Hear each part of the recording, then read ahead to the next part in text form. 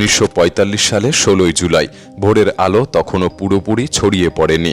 আমেরিকার new Mexico মরুভূমিতে কয়েকজন বিজ্ঞানী নিঃশব্দে অপেক্ষা করছিলেন এক ঐতিহাসিক মুহূর্তের জন্য। সকাল 5:30 হঠাৎ করেই ভূমি কেঁপে ওঠে, আকাশ লাল হয়ে যায় আর এক বিশাল ধোঁয়ার বেলুন, যার কেন্দ্র জুড়ে জ্বলছিল আগুনের গোলা, ঊর্ধ্বে উঠে গিয়ে তৈরি করে একটি মাশরুম আকৃতির মেঘ। মনে হচ্ছিল যেন সূর্য নিজেই পৃথিবীতে নেমে এসেছে। এই দৃশ্য যখন বিজ্ঞানী রবার্ট ওপেনহাইমার দেখতে পান, তিনি একটি কথাই বলেন, এবার আমি মৃত্যুর রূপ ধারণ করেছি, এই পৃথিবীর ধ্বংসকারী। তবে এই ঘটনাটি ছিল একটি পরীক্ষার ফলাফল মাত্র। এবার এই অস্ত্র বাস্তবে ব্যবহার হতে চলেছে। ঠিক 20 দিন পর 1945 সালে 6 ও 9 আগস্ট এই মারণাস্ত্র জাপানের হিরোশিমা ও নাগাসাকিতে নেমে আনে এক ভয়ঙ্কর মৃত্যুবার্তা। এক মুহূর্তেই বাষ্পে পরিণত হয় প্রায় 1.5 লাখেরও বেশি মানুষ, এবং পরবর্তী 2 মাসে তেজস্ক্রিয়তার ফলে মৃত্যু হয় আরও লক্ষাধিক মানুষের। বেঁচে যাওয়া অনেকে চিরজীবনের জন্য আক্রান্ত হন ক্যান্সার, পঙ্গুত্ব আর দগ্ধ শরীরের যন্ত্রণায়। এই বিপর্যয়ের খবর শুনে, যার সূত্রধর্ম E=mc² দিয়ে রবার্ট ওপেনহাইমার পারমাণবিক বোমার ভিত্তি তৈরি করেছিলেন, বিজ্ঞানী আলবার্ট আইনস্টাইন তিনি গোটা দিন ধরে লিটারেলি কেঁদেছিলেন। কারণ সেই মুহূর্তেই মানুষ বুঝতে পেরেছিল, যখন বিজ্ঞান থেকে মনুষ্যত্ব হারিয়ে যায়, তখন সেটি এক নিষ্ঠুর দানবে পরিণত হয়। বর্তমান সময়ে আমরা সবাই জানি পারমাণবিক বোমা কতটা ভয়ঙ্কর, কিন্তু আমরা অনেকেই জানি না এই পারমাণবিক বোমার ভেতরে ঠিক কী ঘটে যখন এটি বিস্ফোরিত হয়, কিভাবে এই ধ্বংসের শক্তি আসলে তৈরি হয়। আক্ষরিক অর্থে আজকের ভিডিওতে আমরা জানাবো কিভাবে কাজ করে এই ডেথ মেশিন, আর কিভাবে কিছু ইউরেনিয়াম বদলে দিয়েছিল আমাদের পুরো মানব ইতিহাসকে।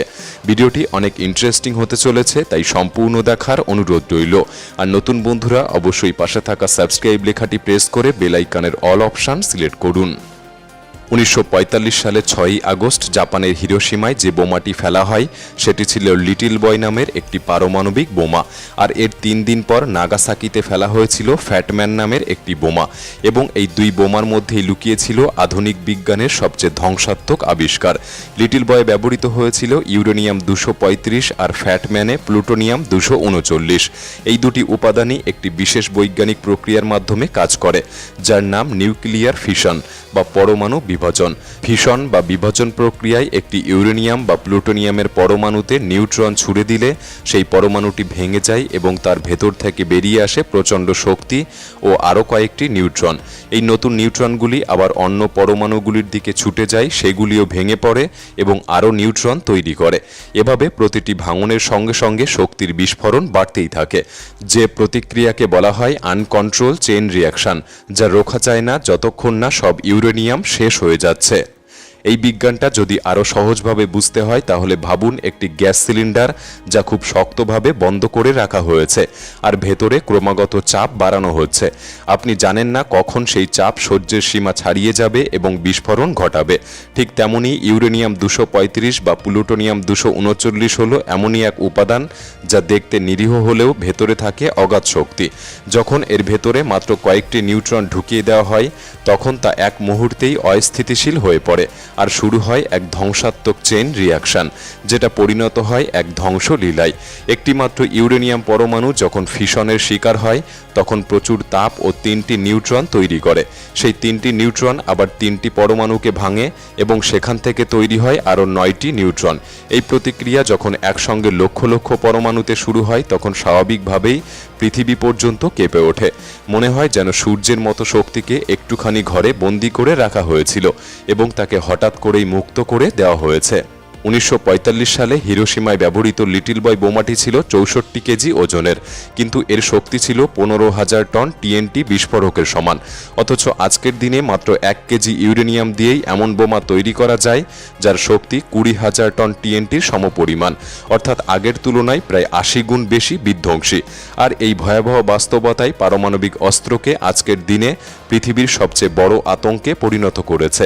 তবে এই শক্তি ঠিক কিভাবে ব্যবহৃত হয়েছিল সেই লিটল লিটল বয় বোমার ভেতরে কেমন ছিল তার গঠন আর কিভাবে ঘটানো হয়েছিল সেই মহা বিস্ফোরণ।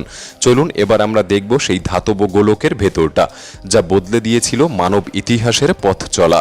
লিটল বয় বোমার মধ্যে ছিল দুটি ইউরেনিয়াম ব্লক, একটি ছিল সাবক্রিটিক্যাল মাস আর একটি ছিল সুপার ক্রিটিক্যাল মাস। এই দুটি ব্লককে আলাদা করে শক্তভাবে রাখা হয়েছিল যাতে মাঝপথে ভুল করে বিস্ফোরিত না হয়ে যায়। যেই মুহূর্তে এই বোমাটি বিমান থেকে ফেলা হয়, পেছনে থাকা ফিনগুলি তার গতিপথ নিয়ন্ত্রণ করতে থাকে। ভিতরের ব্যাটারি সক্রিয় হয়ে ওঠে, সার্কিট চালু হয় আর এক নির্দিষ্ট উচ্চতায় প্রায় 1900 ফুট দূরত্বে পৌঁছানোর পর ট্রিগার চালু হয়ে যায়। সেই ট্রিগারের ছোট্ট এক চমকে পুড়ে ওঠে করট পাউডার। তার তাপে একটি ট্রান্সিশন কার্বাইড ডিস্ক, যা ছুটে গিয়ে ঘন্টায় 1080 কিলোমিটার গতিতে ধাক্কা মারে ইউরেনিয়াম 235 সমৃদ্ধ অংশের সাথে। সেই ধাক্কাতেই তৈরি হয় ক্রিটিক্যাল মাস, যেটি নিউট্রন শোষণ করতে শুরু করে, আর তখনই শুরু হয় ফিশন রিয়াকশন এবং মুহূর্তের মধ্যেই তারপরে একে একে ভেঙে পড়ে হাজার হাজার পরমাণু। এমন মনে হয় যেন সবকিছু এক মুহূর্তের মধ্যেই ঘটে গেল। এই বিস্ফোরণে এত শক্তি বেরিয়ে আসে যে তৈরি হয় 12,000 ফুট দীর্ঘ আগুনের গোলা, যা পরবর্তীতে 60,000 ফুট উচ্চতায় উঠেছিল। তাপমাত্রা ছিল প্রায় 65,000 ডিগ্রি সেলসিয়াস, যে তাপমাত্রা সূর্যপৃষ্ঠের সমপরিমাণ।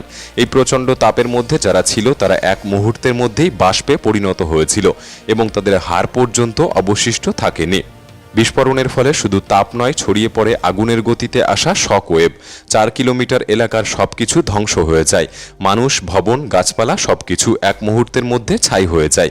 কিন্তু এই ধ্বংসলীলা এখানেই থামেনি। এরপর শুরু হয় এক অদৃশ্য বিষের খেলা, যে বিষের নাম তেজস্ক্রিয়তা।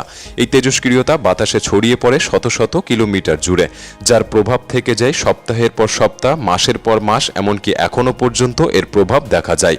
বিস্ফোরণের কয়েক বছর পর থেকে দেখা যায় অনেক শিশু জন্ম নিচ্ছে শারীরিক বিকলাঙ্গতা নিয়ে। কারো মুখ বিকৃত, কারো অঙ্গই নেই, কারো মস্তিষ্ক ঠিকমতো বিকশিত হয়নি। এই সন্তানরা হিবাকুশা বেবি নামে পরিচিত। তেজস্ক্রিয় বিকিরণ শরীরের ভেতরের জিনে এমন পরিবর্তন এনেছিল যা ভবিষ্যৎ প্রজন্মে গিয়ে আরও ভয়াবহ রূপ নিয়েছিল। ক্যান্সার, বিশেষ করে লিউকেমিয়া, থাইরয়েড ও স্তন ক্যান্সার ব্যাপকভাবে দেখা দিতে শুরু করেছিল। পাশাপাশি দেখা দিয়েছিল মানসিক অসুস্থতা, বিষণ্ণতা এবং আত্মহীনতা। এই শিশুদের অনেকেরই সমাজে অবহেলা, স্কুলে বুলিংয়ের শিকার হতে হয়। তেজস্ক্রিয়তার কারণে অনেক নারীর গর্ভপাত পর্যন্ত হয়ে যায়। কেউ বা সন্তান ধারণ ক্ষমতাই হারিয়ে ফেলে। আর যে সন্তান জন্মেছে সেও জন্ম নিয়েছে নানা রোগ নিয়ে।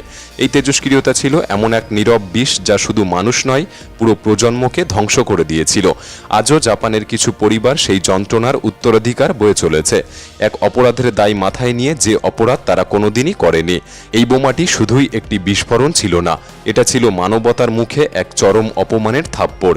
এই ধ্বংসযজ্ঞ দেখে এই বোমার নির্মাতা রবার্ট ওপেনহাইমারের মনে দগ্ধ অনুশোচনার আগুন জ্বলে উঠেছিল।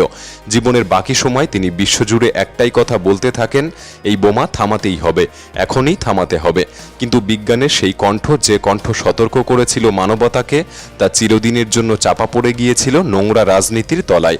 আজ পৃথিবীতে প্রায় 12,500 এর বেশি পারমাণবিক অস্ত্র রয়েছে, আর এর প্রত্যেকটি সেই 1945 সালের বোমার চেয়ে 1000 গুণ বেশি বিধ্বংসী। বিশ্বের প্রায় 10টি দেশ এই ভয়ালো দানবকে নিজের কোলে পুষে রেখেছে, ঠিক যেন এক হাতে খোলা পেট্রোল আর অন্য হাতে আগুনের ফুলকি। আপনি জানেন না কখন এই দুই হাত একসাথে মিলবে আর ধ্বংস নামবে পৃথিবীর বুকে। আজ 80 বছর কেটে গেছে হিরোশিমা নাগাসাকির সেই কালো দিনের ঘটনা। এরপর আর কখনো কেউ এই দানবকে ব্যবহার করেনি, শুধুই ভয় দেখিয়েছে। কিন্তু প্রশ্ন হলো, আমরা কি সত্যিই পারবো নিজেদেরকে কন্ট্রোল করতে?